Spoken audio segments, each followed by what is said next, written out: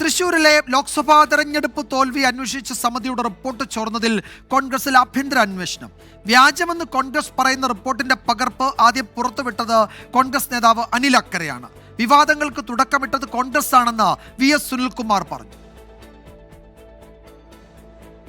തൃശൂർ തോൽവി പഠിക്കാൻ KPCC നിയോഗിച്ച അന്വേഷണ സമിതിയുടെ റിപ്പോർട്ട് പുറത്തു വന്നതിന് പിന്നാലെ വലിയ വിവാദമാണ് കോൺഗ്രസിൽ ഉടലെടുത്തത്.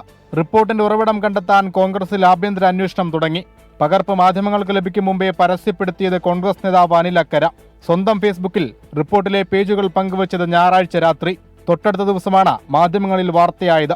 ഇതോടെ വിവാദ പോസ്റ്റ് അനിൽ അക്കര പിൻവലിച്ചു. പിന്നാലെ റിപ്പോർട്ട് മാധ്യമ സൃഷ്ടിയെന്ന് പറഞ്ഞ മാധ്യമങ്ങൾക്കെതിരെ പരാതിയും നൽകി.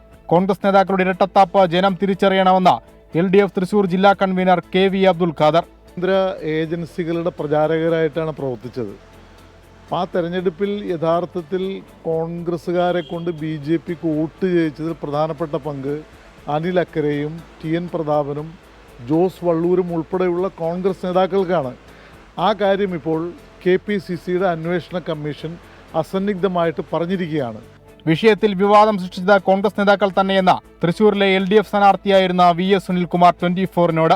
ഇങ്ങനെ ഒരു വിവാദം ഉണ്ടായ സാഹചര്യത്തിൽ എനിക്ക് തോന്നുന്നു ഇതിന്റെ യഥാർത്ഥത്തിൽ എന്താണ് കോൺഗ്രസിന്റെ റിപ്പോർട്ടിലുള്ളത് എന്നുള്ളത് അവർ ജനങ്ങളോട് പറയുന്നതാണ് ഏറ്റവും ഉചിതമായ കാര്യം. അത് കോൺഗ്രസിനകത്ത് തന്നെയുള്ള ആളുകളാണത് പുറത്തു കൊണ്ടുവിട്ടിരിക്കുന്നത്. അപ്പോൾ ഈ റിപ്പോർട്ട് വ്യാജമാണെന്ന് പറയുന്നത് കോൺഗ്രസ് തന്നെയാണ്.